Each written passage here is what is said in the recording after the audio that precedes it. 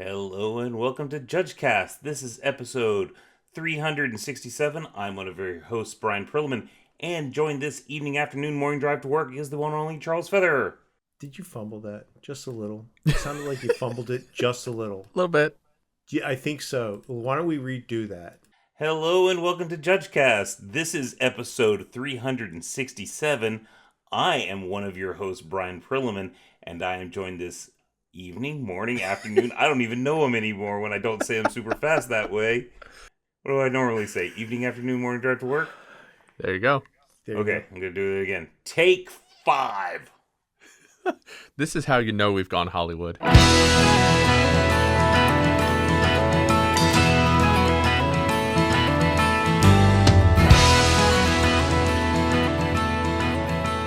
Hello and welcome to JudgeCast. This is episode 367.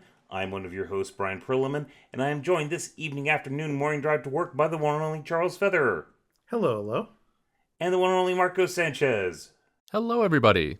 And that's it for our episode tonight. Thank you very much. And now, hopefully, you know everything there is to know about shortcuts. That's I like right. short actually, episodes. can I Skipped all the interrupt steps and that one? phases right to the end of the episode. Short episodes are great. Yeah. Yeah, they are. Yep, Yeah. We just bypassed everything. Makes You my know job it all. much easier. We'll cut it up in post, and it'll be great. And I'm Bryan Prilliman, and I keep it short. Good night, everybody. Tonight. No.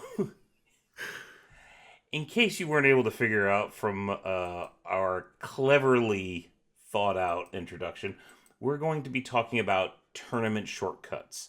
This was on our YouTube series for Judge Foundry. We were going over tournament rules that you need to know for the L1, and during the tournament rules discussion, we realized that we have not done tournament shortcuts in a gajillion years. I think it was like episode 83 or something like that. It's been sooner than that. Back in the Oh. Jess and CJ days. It's been Yeah. done. It's a list episode that we revisit about every 4 years or so. But Yeah. we did touch on them tournament shortcuts a little bit in the loops episode we did about 6 months back. So let's start off with a refresher, because we all know that while you might love my melodious Kermit sounding voice, you don't necessarily hang on every word we all say. So Are you saying we're looping back around? we are looping back around, yes. Nailed it. Yep. So what is a tournament shortcut? Well, a tournament shortcut is a way for you to get through the game without it being mind-numbingly tedious to play. Is the real answer. But a tournament shortcut is a way for you to skip past things that are not strictly necessary in order for you to be able to get to what you're trying to accomplish in a game of Magic, particularly at a sanctioned tournament, because Arena does all the fun little things like priority passes and makes you click OK a bunch of extra times. Doing it in person, not anywhere near as fun. The things are still necessary. It's just you skip parts of the technical play sequence. So tournament shortcuts, they are kind of linked intrinsically to loops, but we're not going to be talking specifically about loops in this episode. So a tournament shortcut is, again, where you skip technical play sequence. Now, a prime example of that, and we're going to be talking about this in just a few minutes, is if I draw and say go. Okay. Now, technically, what's supposed to happen is during, we untap, upkeep, draw. Okay, I pass priority to leave the draw step to go into my main phase. I pass priority during my main phase. My opponent says, I'm not doing anything. Then we go to declare, go to combat. We have the beginning of combat, so there's priority passes. And there's none of that. I just want to skip. I want a shortcut to the end of my turn and let it be your turn. So that is an example of a shortcut. And again, most tournament shortcuts involve skipping priority passes. That's the majority of tournament shortcuts involve skipping those priority passes, as long as all players understand what's going on. Okay. Yeah. Yeah. And you'll find that even though we're talking about this and we're talking about all of the correct things that you're supposed to do in parts of a turn, even tournament pros sit there and say draw go. They know what the tournament shortcuts are just as well as people do that sit and play in your LGS. Tournament shortcuts are a way to expedite gameplay in a manner that everybody understands and accepts as codified play. This is the way that we're going to sit down at a table, and this is the way that we're going to engage in a game of Magic. This is why chess clocks don't work. And we're not going to dive into that, but the concept of chess clocks, or the concept of actually marking every single step and phase and every single passing of priority, it's ridiculous.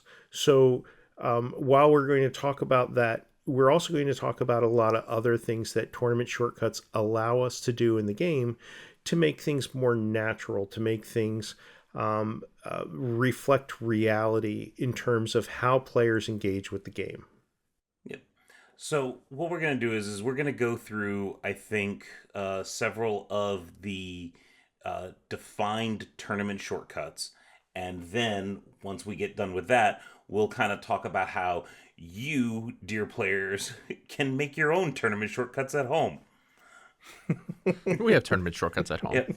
Yep. So these tournament shortcuts right here that we're going to talk about are used in a game of Magic. They define a default communication. These right here are if players are talking and they go down, they communicate in such a way that indicates that they are using this tournament shortcut, then that's what they're using, unless they explicitly say they want to deviate from them. Don't be a deviant, kids. Yep. All right. So what is our first shortcut? So the first shortcut is actually pretty fun. I'm going to read straight from the MTR because, well, let's face it, that's part of what we do here at JudgeCast.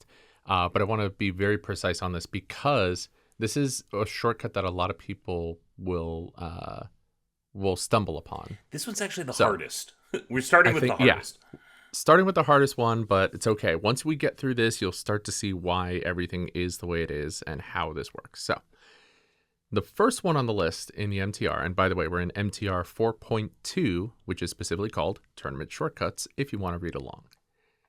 If the active player passes priority with an empty stack during their first main phase, the non-active player is assumed to be acting in beginning of combat unless they are affecting whether a beginning of combat ability triggers.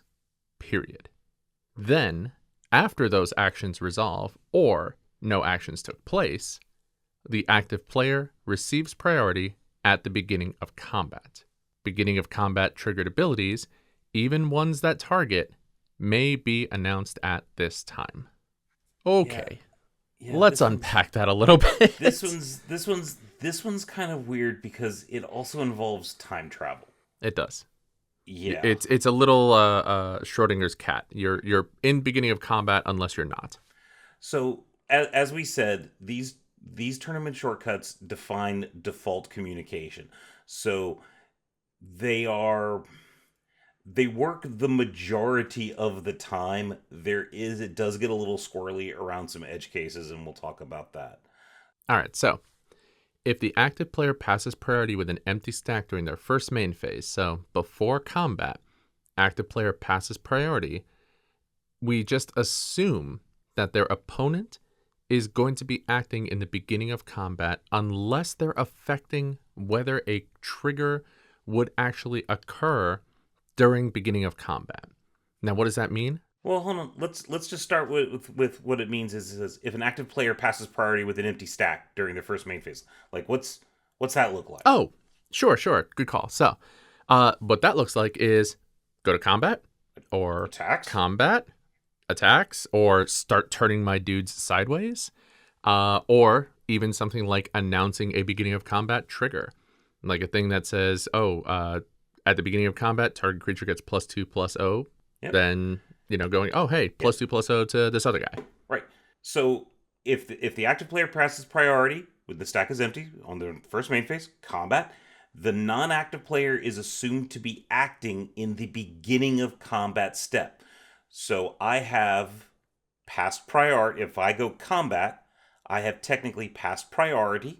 My opponent has accepted that. We have moved to the beginning of combat where my opponent has priority.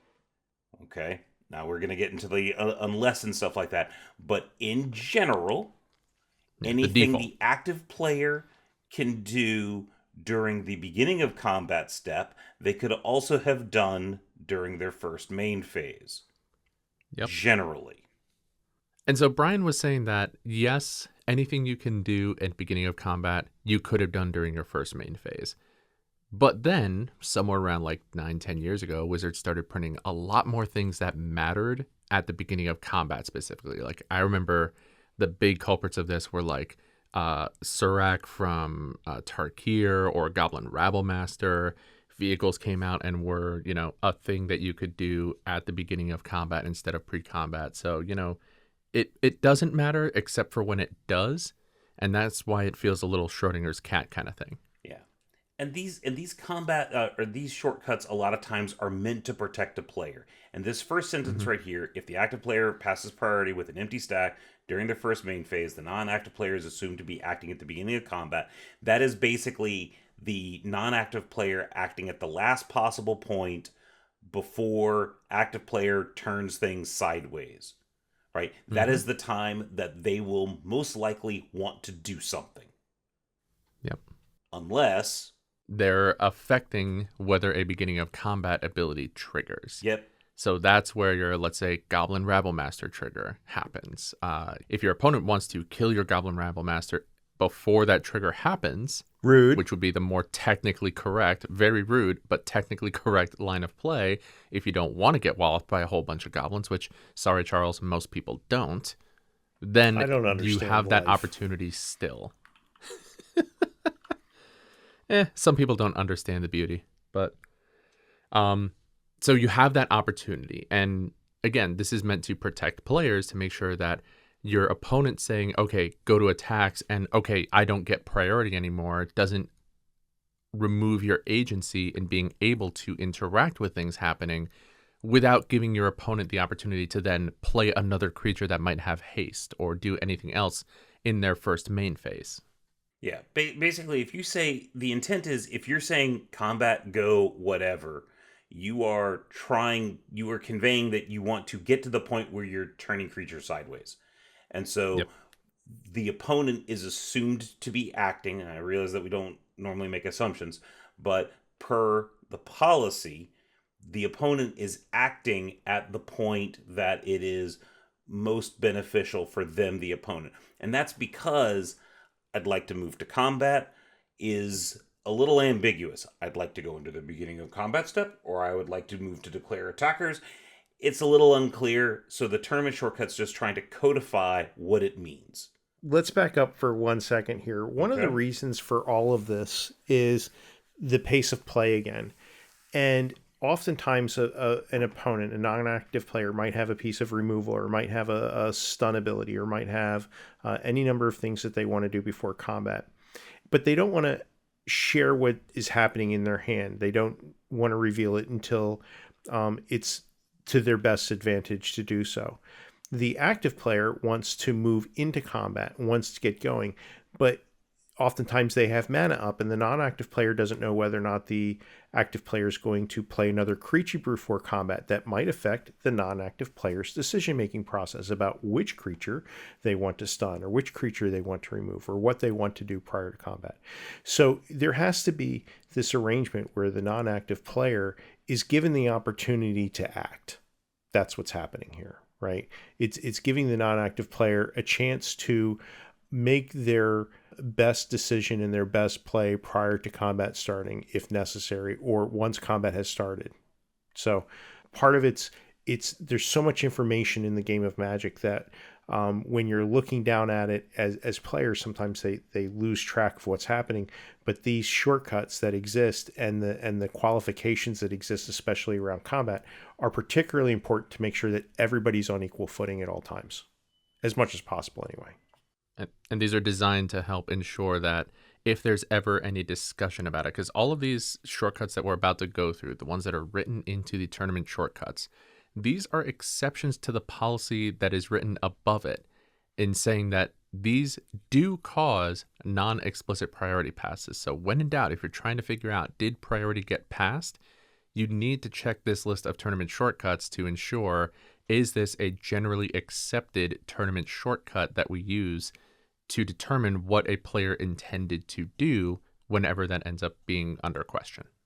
All right, got all that. That seems a little. Let's just recap right now. This first sentence: if the active player passes priority with the empty stack during the first main phase, non-active players assumed to be acting at the beginning of combat unless they are affecting whether a beginning of combat ability triggers. So, if I say combat, okay, and Charles says bolt your guy, then he was acting at the beginning of combat, or while he had priority in the beginning of combat. Unless bolt your guy, my guy was a rabble master, and then he said bolt your guy during the main phase. So according to the tournament shortcut, that's when they do the thing. Now, the next sentence is where we start to get a little time travel-y.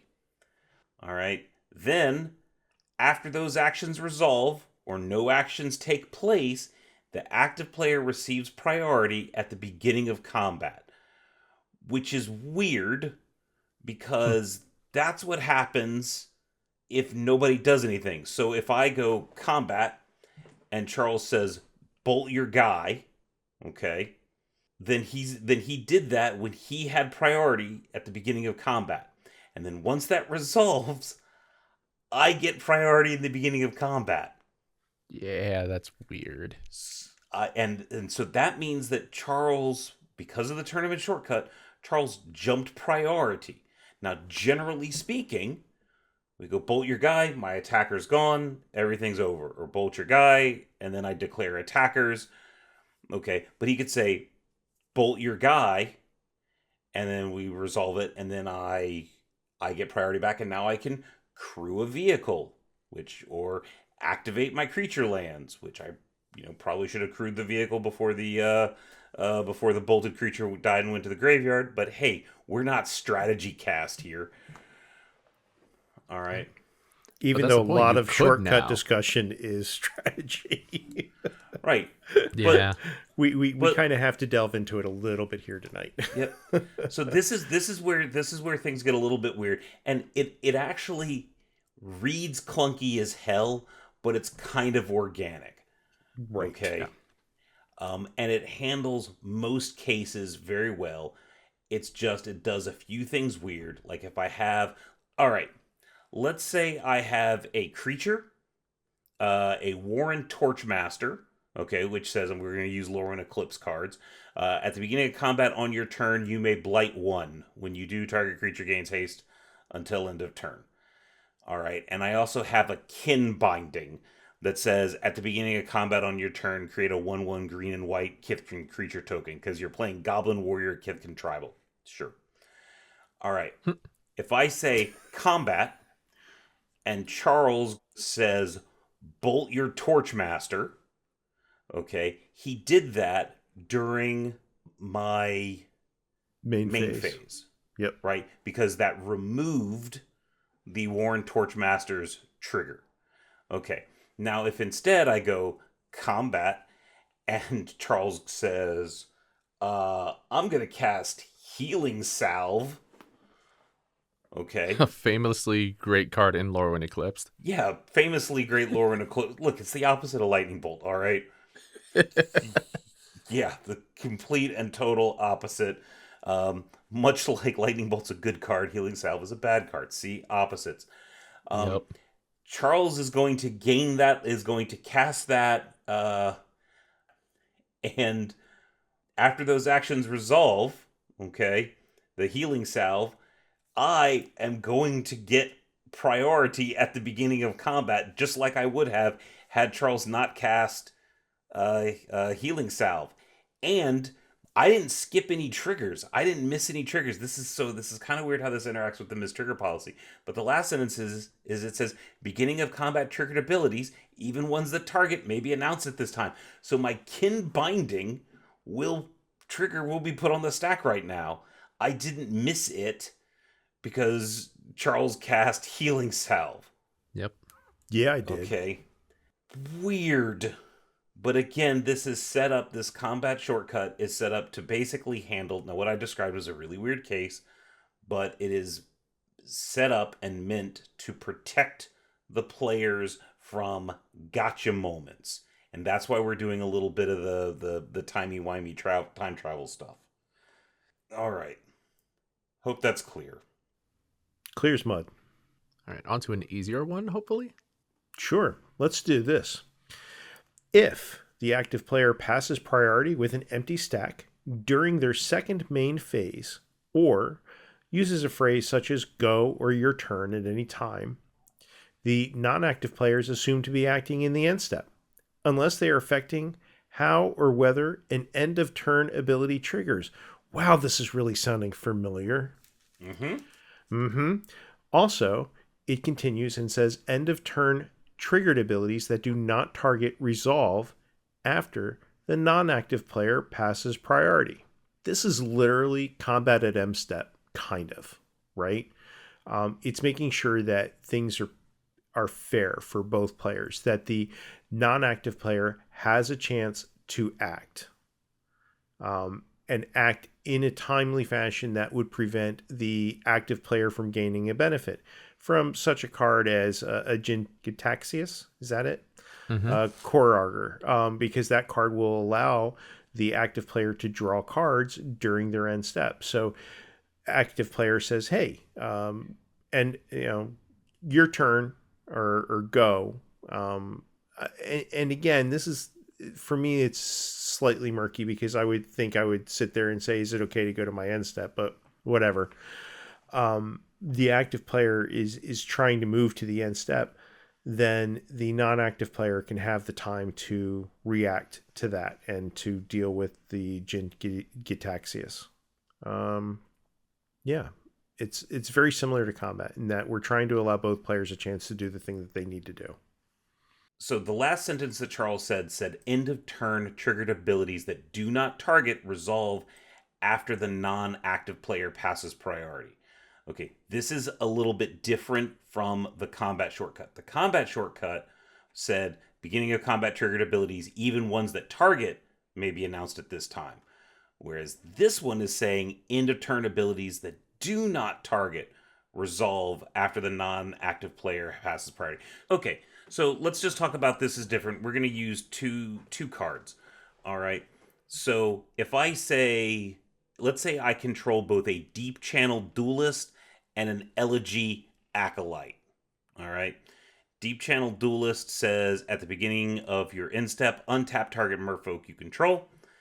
That's the relevant text there. An elegy acolyte says at the beginning of your end step, if a non-land permanent left the battlefield this turn or a spell was warped this turn, create a 2/2 colorless robot artifact creature token. Okay, so if I have Deep Channel Duelist, I need to say go targeting, go trigger targeting, whatever merfolk to untap. All right, if I go, and you say okay, and you start untapping things, that I missed my trigger at that particular point. Okay. Now with Elegy Acolyte, however, if I said go and my opponent said okay and they start untapping, I can still say, oh, I get a because a non-land permanent left the battlefield this turn, I get my 2/2 colorless robot. Okay. Does that make sense? Oh yeah. Okay. And why does it work that way? It's because this is how people act and people play. So yeah. These shortcuts are they're in the communication policy section where we talk about maybe skipping some priority passes and doing anything. Because I don't know if you've ever tried playing a technically correct game of Magic before, but it's miserable. It's real bad. Yeah. But most importantly, it makes sure that you're not pushed past your ability to still do something before the end of the turn. and before it becomes your turn. You still have that protection built into this shortcut, but it allows the player, if they just draw and have literally nothing to do, to just say go and move on. All right. All right, what's next? So this one is probably the shortcut that you use the most without even realizing it. And it's whenever a player adds an object to a stack, they are assumed to be passing priority unless they explicitly announce that they intend to retain it. Okay, when we've talked about priority in the past, when I cast a spell, when I cast Lightning Bolt, I technically, per the rules of the game, retain priority. Okay? The comprehensive rules, I say Lightning Bolt, Charles cannot snap off a counter spell because he's the dirty blue player that he is. Sure. He has to wait for me to pass priority to him. So I have to basically Lightning Bolt, pass priority. Do you have the counter spell? And he says, why, yes, I do. Okay, that's technically correct, but that's not how people play. Generally speaking, there's very little reason to actually retain priority after you cast a spell. Granted, there are some exceptions, and that's why we still allow for it, but unless you have an explicit reason to keep the priority, you're assumed to have passed it. And where this can get you into trouble is with copy spells. Okay, so I'm going to cast Lightning Bolt, and then I'm going to cast a Fork, for example, to copy that Lightning Bolt. We're going back to cards from 1993. Okay, so if I Lightning Bolt one of Charles's creatures and don't say anything, and then Charles goes, okay, it resolves, I can't then say, well, now I want to fork it. Okay, that's because I passed priority to Charles. Charles then declined to do anything with it, so the topmost object of the stack resolves. My Lightning Bolt resolves. So if I want to fork it, I have to say, Lightning Bolt, hold priority, fork. So the rules still let me do it, or the tournament shortcut still lets me do the comprehensive rules thing. I just have to be explicit about it. It's not considered the default. The other side thing that happens with this is, and this is, we might not want to get too far into this, but what will happen is a player will read about priority, and they'll have this baseline understanding of what priority is, and they'll read that they can retain priority, and they won't read tournament shortcuts policy. And they'll sit down to a game of Commander with their friends at the game store, and they'll sit there and they'll cast a spell, and they'll sit there and they'll say something like, and I'm going to hold priority. And they think they can just sit there and hold priority, and like they hold the table hostage for a period of time. It's like baby's first understanding of priority. That's not how it works, or why it works that way.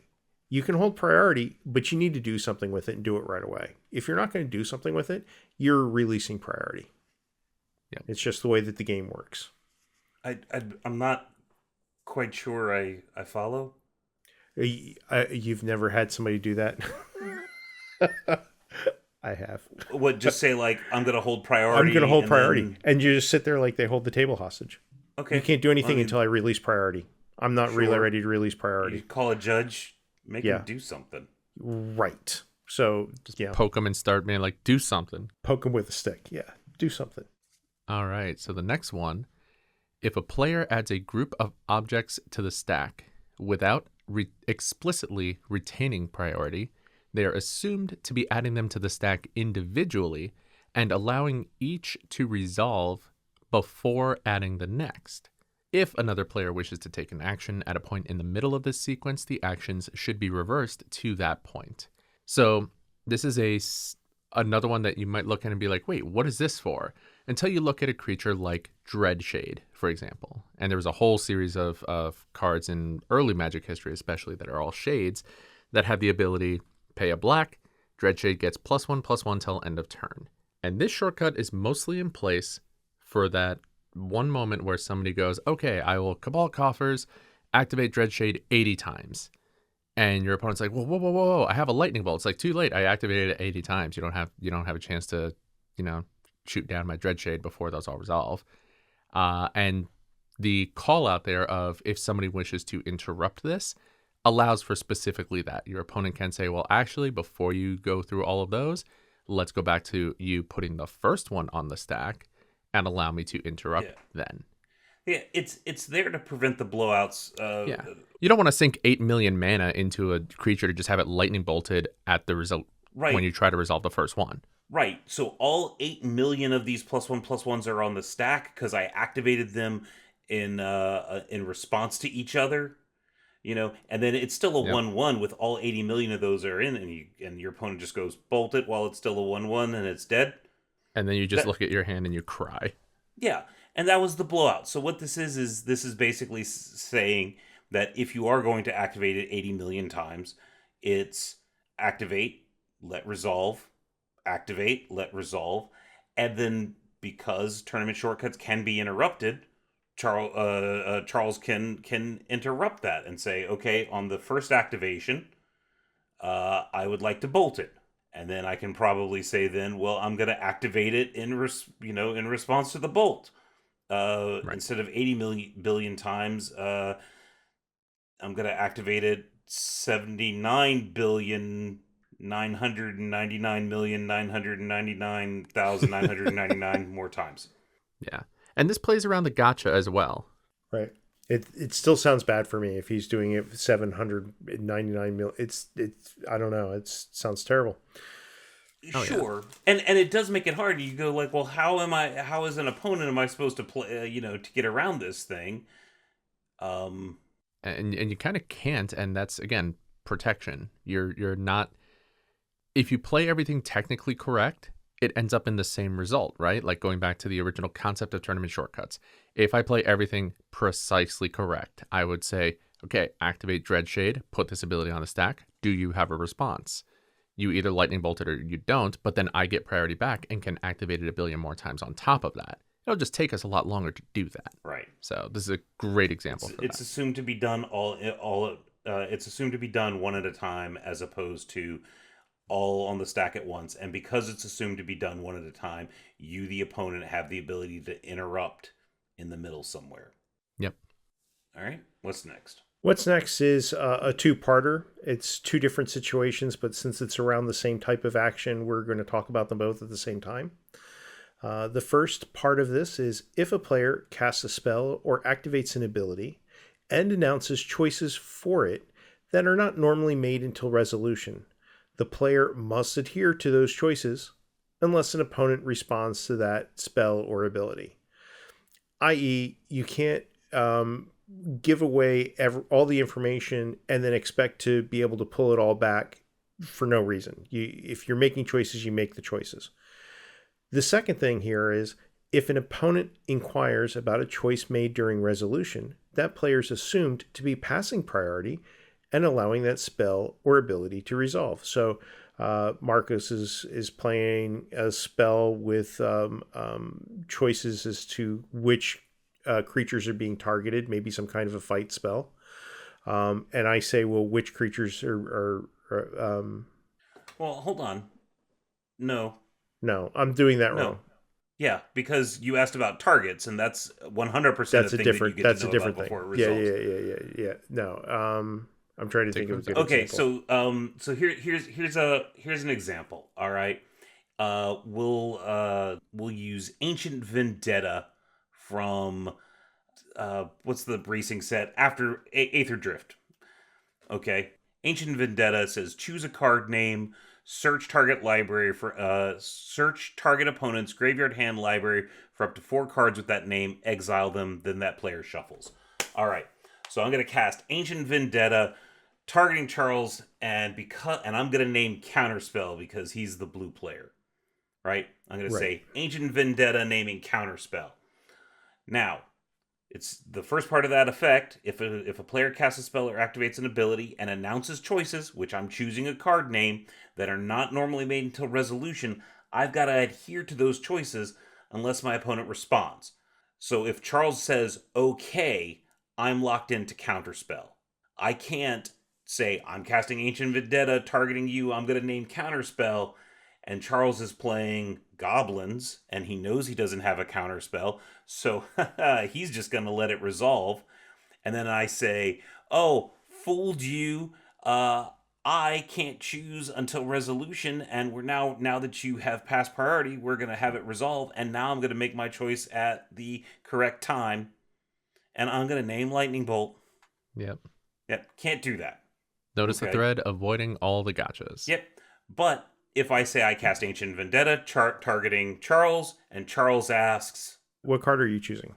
"Oh, well, Charles," I can't say like, "Oh, well, Lightning Bolt," and Charles goes, "Ah, now that I know that you're naming Lightning Bolt because I haven't passed priority." No, I'm gonna do all these things because we haven't gotten to the resolution of that yet. You answered the question too soon.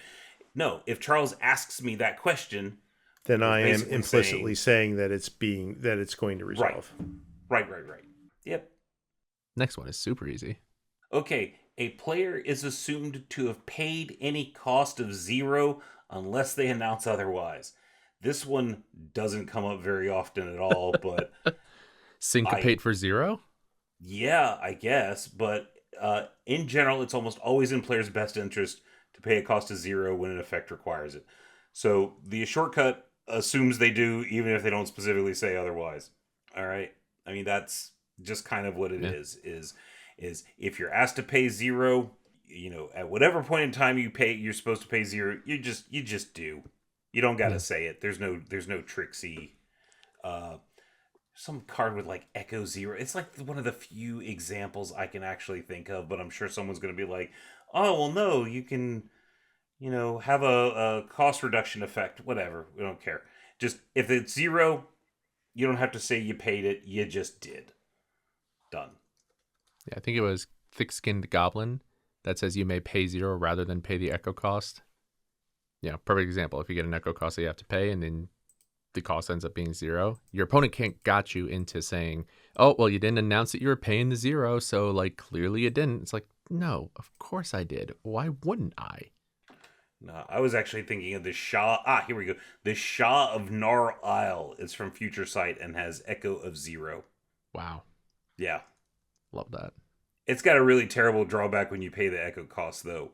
So, it says when Shah of Nar Isle's Echo cost is paid, each opponent may draw up to 3 cards. Oh. Yeah. Oh, so in that instance, I don't want to pay the 0. I really You found the probably one not. card. Right, but unless you specifically say that you didn't pay or you paid. That's a great example. It's like the only one I got too for this. Yeah. Amazing. All right, so next one is a player who casts a spell or activates an ability that targets an object on the stack is assumed to target the legal spell closest to the top of the stack unless the player specifies otherwise. And here, I think probably one of the better examples is just Counterspell Wars. Yep. Where you have a couple of blue players all sitting around. Imagine it's just like 4 mono blue decks at a commander table. And somebody just decides to start pulling the trigger on counterspells. You're always going to assume that the counterspell you're putting on the stack is targeting the most recent thing on the stack. In this instance, probably one of your opponent's counterspells, unless you say otherwise. For example, one of the fun things you can do is go, "Hey, okay, so we have 5 counterspells all targeting the next one down, all in a chain here. Well, I'm going to get you, and I'm just going to cast a counterspell and then target the first thing, so that doesn't matter about all the rest of your counterspells. I'm just going to counter the original thing." You can do that, but you have to specify that you're doing that specifically. Otherwise, we just assume that you're going to the thing on top of the stack that was most recently added to the stack. This is the lightning bolt fork example all over again, right? Yeah. Bryan casts lightning bolt, then he says, "I retain priority," and I cast fork, and I'm forking my lightning bolt, and then Marcos sits there and says, "Well, I'm going to counterspell." And if Marcos doesn't say that he's counterspelling lightning bolt, he's counterspelling the fork, and he's not preventing 3 damage. That seems bad. So he wants to specify what he's counterspelling. Yep. And that might feel like a little bit of a gotcha, but if you think about, as Marcus was talking, Counterspell War, where it's counter, counter, counter, counter, and people are just dropping counter spells, and then when you start to resolve it, someone says like, "Oh, well, I actually targeted, 2 or 3 spells deep, this wasn't countering your counter spell. This was countering the original spell that started this whole chain. It's like, no, if you didn't say, Mm-hmm. you countered or you targeted the topmost object that you could. All right. What's next? So, a player is assumed to be attacking another player with their creatures and not any planeswalker that player may control. So, this is another thing to prevent gotchas, and it's another combat shortcut. Marcos is attacking Bryan. Marcos has, let's say, 3 2/2 bears. And Bryan has a planeswalker, and he also maybe has a 2/2 bear of his own. Marcos sits there and declares attacks and turns all of his bears sideways. If Marcos doesn't declare that he's attacking the planeswalker with any of the bears, he's not. Marcos can't fish for information as to what the blocks are going to be before he sits there and says, I'm going to send 2 of the 2/2 bears at Bryan's planeswalker. All it is it prevents gotchas. Marcos has to be implicit about what he's attacking when he declares his attacks. That's all. All right, so next up, if an object has multiple mana abilities, a player is assumed to be activating the one that most specifically applies to the spell or ability for which that mana is being used, unless they announce otherwise. So this is the Cavern of Souls example. So the question would often be, when you cast a creature that had the creature type that you named with Cavern of Souls that you tapped to pay for that spell, did you use the colorless mana ability? Or did you use the mana ability that makes it uncounterable? This shortcut here specifies that you specifically went to the one that is most applicable to the spell that you're casting. So in this instance, if it shares that creature type that you could make it uncounterable with, the shortcut is that you did use that mana, instead of having to specifically call it out every single time that you're using it.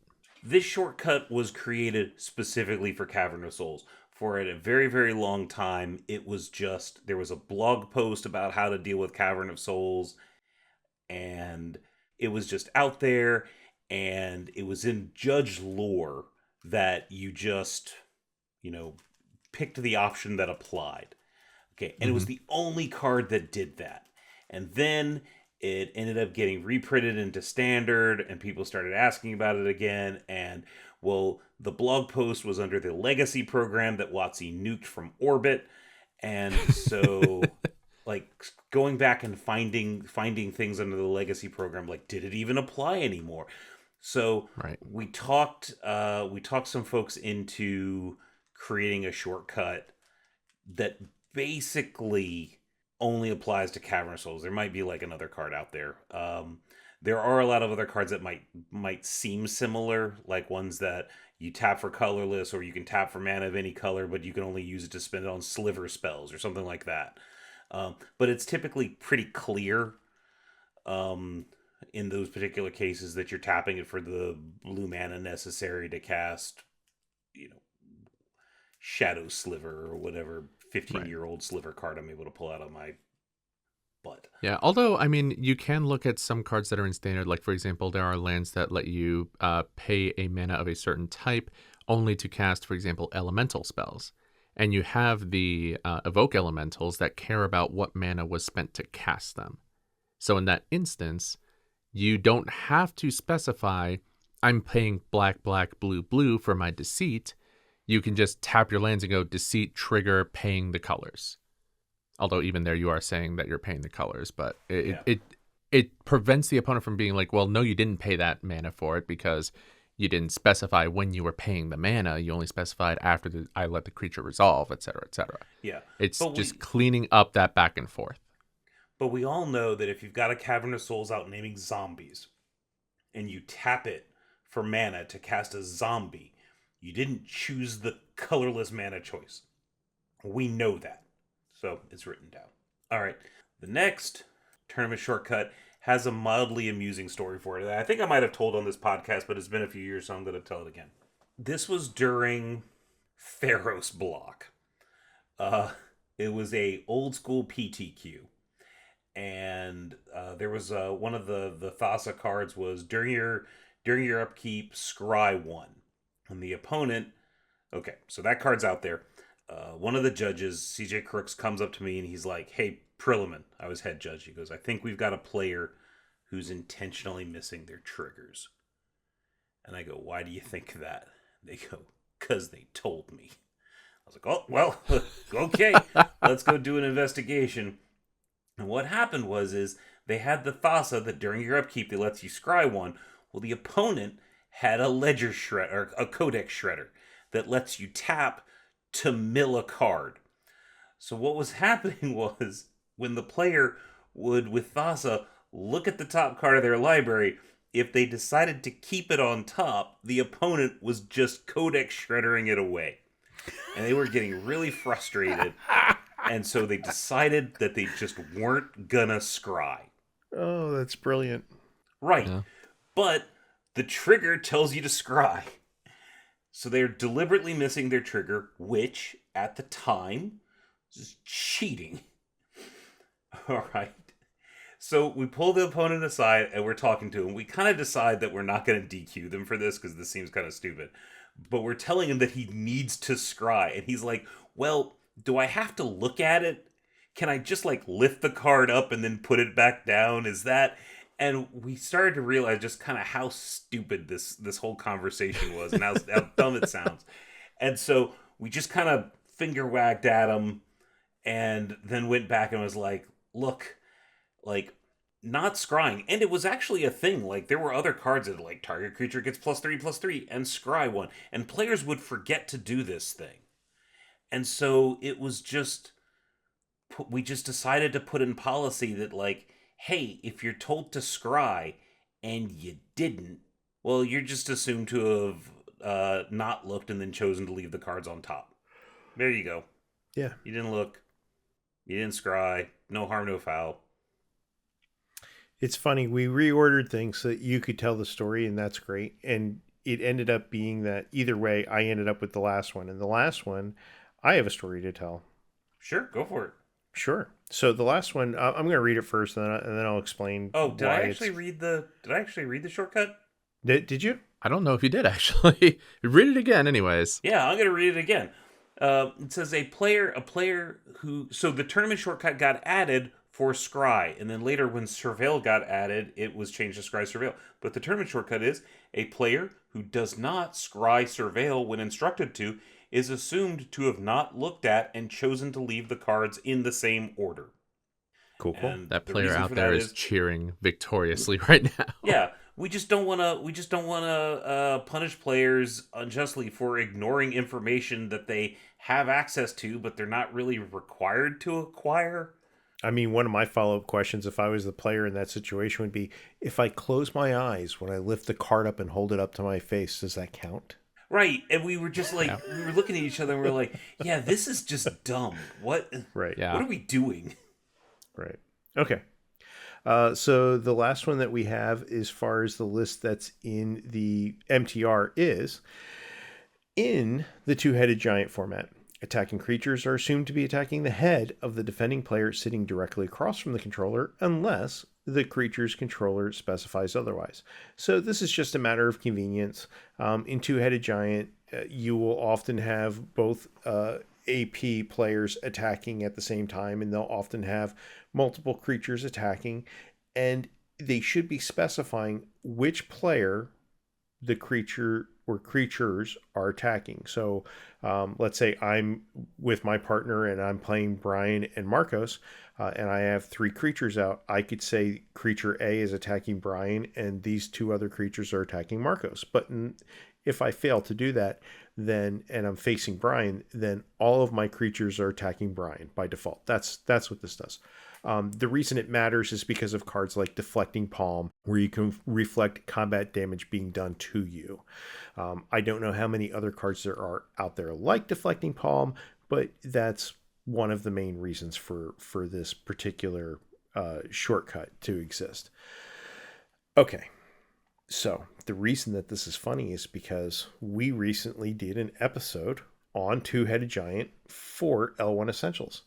And what y'all don't know, but would probably assume is that somebody has to write those episodes. And most of the time they're written by Bryan, but I took on the two-headed giant one, and I missed this shortcut existing in the two-headed giant episode, so I got to make an apology to people on the YouTube channel. But here it is. That's that. That's the last one in the MTR. We should note, before we leave shortcuts completely, that shortcuts are mentioned in the comp rules. However, if you read it, the way that shortcuts are talked about in the comp rules is in the vein of creating a loop and creating the guidelines for which a loop is being executed. It has a number of different headings under 731 under taking shortcuts, but it's not talking about tournament shortcuts so much as it's talking about players executing loops and the different guidelines around that. And since we recently did loops as an episode, we're not going to cover those tonight. So let's just talk about now some shortcuts that you can make on your own. Okay, very, very similar to the combat shortcut. If I, draw my card for turn, lay a land, and then turn my Vampire Nighthawk sideways and go, eat 2. That's a shortcut, right? I'm pretty much declaring what I want to do. I want to jump to the part where you've taken 2 damage and I've gained 2 life from a Vampire Nighthawk. Yeah. One that I particularly love is when I'm playing Amulet Titan. One shortcut I will often propose is when I cast my Primeval Titan, it enters the battlefield. It has a trigger that says I may search my library for up to 2 lands, put them on the battlefield tapped, and then shuffle. At that point, I usually will say something along the lines of, hey, I'm going to get these 2 lands. I'm then going to untap them, give my Titan haste, and attack again. Are you okay with me just getting the next 2 lands that I'm going to get from when it attacks, because it has the same trigger when it enters and when it attacks? So for me, it's just easier to shortcut shuffling, presenting, having my opponent shuffle, cut, whatever, and then get it back to me, to then just go into my library again and pull out 2 more lands. Yeah. At that point, it's just easier for me to say, hey, I've got my library in my hands. I can see the other 2 cards I'm going to get. I'll give you the opportunity to do something in the meantime, but if you're not gonna, then let's shortcut this and make both of our lives a little easier. And the opponent can say, no, I'd like you to play this out in order, because they either they don't understand what you're doing and they want to see it play out, or they think you might make a mistake, something like that. It's or they want to kill my Primeval Titan before it attacks. Right. It's reasonable to ask them to play out or to demonstrate or to walk them through the shortcut. 100%. Yep.